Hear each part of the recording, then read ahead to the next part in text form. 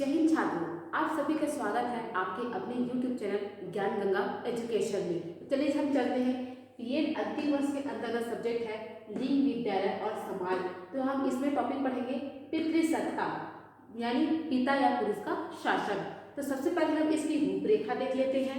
तो सबसे पहले प्रस्तावना है, पितृसत्ता का अर्थ, पितृसत्ता की परिभाषाएं, पितृसत्ता की विशेषताएं, निष्कर्ष और संदर्भ ग्रंथ।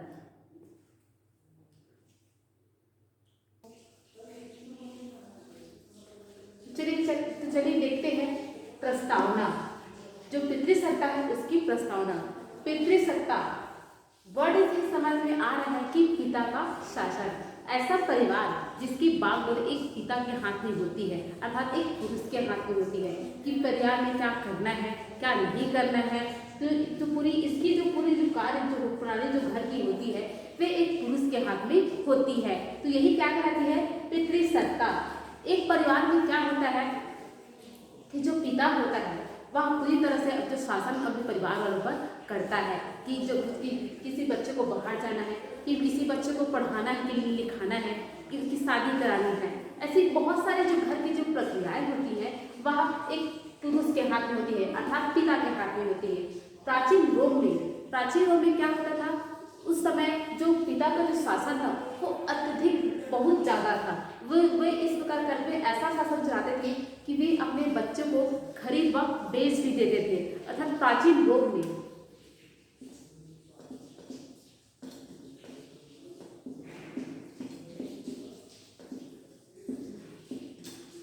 प्राचीन रोम में क्या है, वो वहाँ उसमें उस समय में पिता का शासन इतना भयानक था कि वो क्या करते थे कि अपने बच्चों को खरीद व बेच भी देते थे। क्योंकि वो तो इस तरह का शासन प्राचीन रोम में देखने को मिलता था। अब हम देखते हैं पितृसत्ता का अर्थ, कि पितृ जो सत्ता है उसका क्या अर्थ है। पितृसत्ता नाम से ही स्पष्ट है कि पिता का शासन। तो पितृसत्ता का उद्भव ग्रीक भाषा के शब्द पेता से हुआ है। पितृसत्ता का उद्भव कहाँ से हुआ है, ग्रीक भाषा के पेता से हुआ है, जो पितृ से संबंधित है। अर्थात कहने का मतलब ये है कि जो पिता का जो शासन है वह हम प्राचीन रोम से ही देखते आ रहे हैं, है ना। तो क्या होता है कि जो पूरा जो घर की जो सारी जो कार्य प्रणाली है वो एक महिला के हाथ में ना होकर एक पिता के हाथ में होता है। तो पितृसत्ता का क्या अर्थ हुआ कि ऐसा पितृसत्ता अर्थात जहाँ पिता का शासन चले, पिता या पुरुष का शासन चले। अब हम देखते हैं पितृसत्ता की परिभाषाएं। देखिए जो पितृसत्ता है उसके बारे में बहुत से वैज्ञानिकों ने अपने अपने हिसाब से परिभाषाएं दी हैं। तो सबसे पहले देखते हैं कि उमा चक्रवर्ती जी ने क्या कहा है। वो कहते हैं पितृसत्ता संरचना और क्रियाओं की एक ऐसी व्यवस्था है जो पुरुषों का स्त्रियों पर बोलबाला रहता है और वे उनका शोषण और उत्पीड़न करते हैं। उमा चक्रवर्ती जी कहते हैं कि जो पितृसत्ता है वे संरचना और क्रियाओं की एक ऐसी व्यवस्था है जिनमें क्या करते हैं, जो पुरुष हैं वे महिलाओं पर अत्याचार करते हैं, वे जो कार्य वो नहीं करना चाहते वे कार्य उनके द्वारा वो करवाते हैं। अर्थात पूरी तरह से वे अपना शासन महिलाओं पर चलाते थे और घर की जो कार्य प्रणाली है वो पूरी तरह अपने हाथों में लेते थे और महिलाओं को जरा भी शासन नहीं चलने देते थे। वे पूरी तरह जो घर है उस पर अपना कब्जा जमा कर रखते थे और उनकी जैसा इच्छा होते थे वे वैसा करते थे। तो यह प्राचीन रोम से ही या पुराने काल से ही जो पुरुष हैं वे महिला पर दबदबा चलाते आ रहे हैं।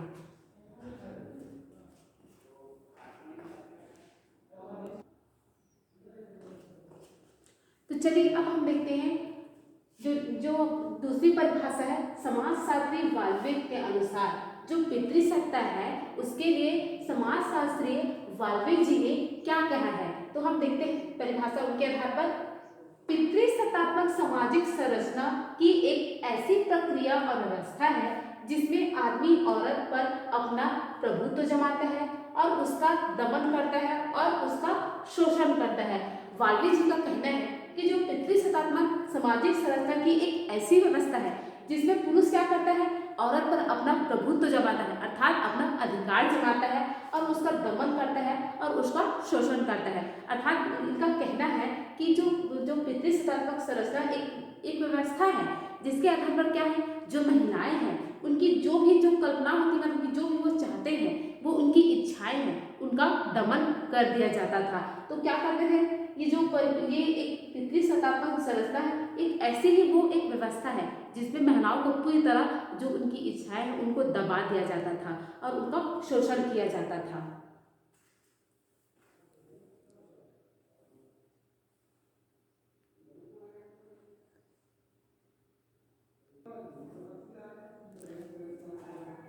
चलिए अब हम देखते हैं पितृसत्ता की विशेषताएं, कि जो पितृसत्ता है उसकी क्या क्या विशेषताएं हैं।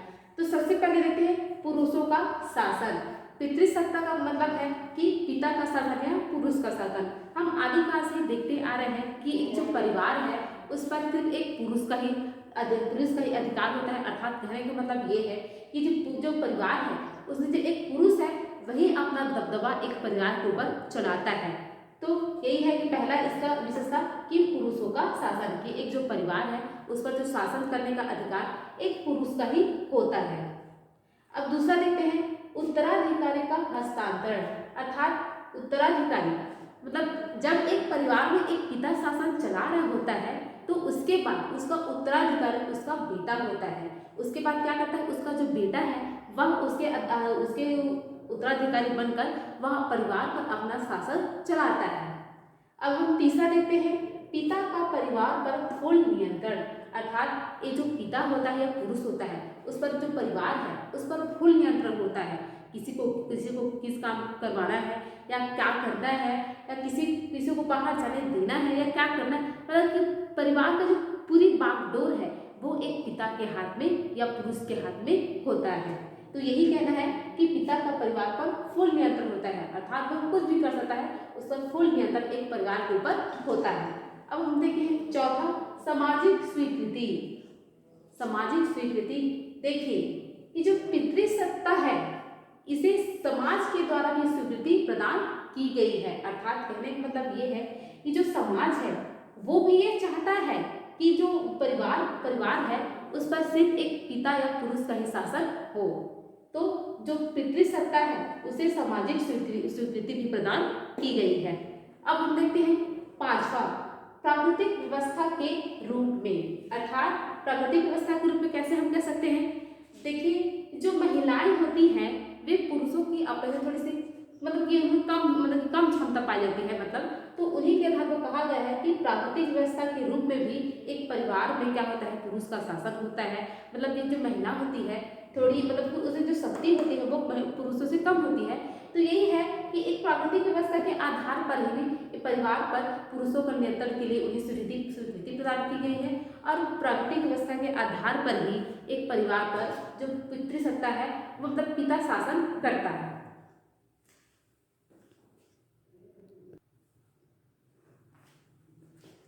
तो पितृसत्ता के संदर्भ में निष्कर्षता हम कह सकते हैं कि जो परिवार होता है उस पर अधिकतर हम देखते हैं कि पिता या पुरुष का ही शासन चलता है।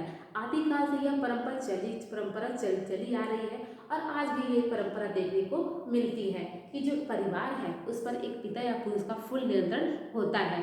लेकिन धीरे धीरे हमारे जो विचार परिवार है वो क्या होता है, मतलब कि जो मनुष्य की जो विचारधाराएं हैं वो बदलती जा रही हैं। तो अभी हम देखेंगे, करंट में देखेंगे कि जो महिलाएं हैं वो भी परिवार पर अपना नियंत्रण जमा रही है और जैसे जैसे हमारा भारत देश विकास करते जा रहा है वैसे वैसे महिलाओं की जो स्थिति है वे धीरे धीरे सुधरती जा रही है और एक परिवार पर एक महिला का भी शासन है और एक महिला भी क्या करती है, अपने बलबूते पर अपने परिवार को चला रही है और अपने परिवार का भरण पोषण भी अपने दम पर भी कर रही है।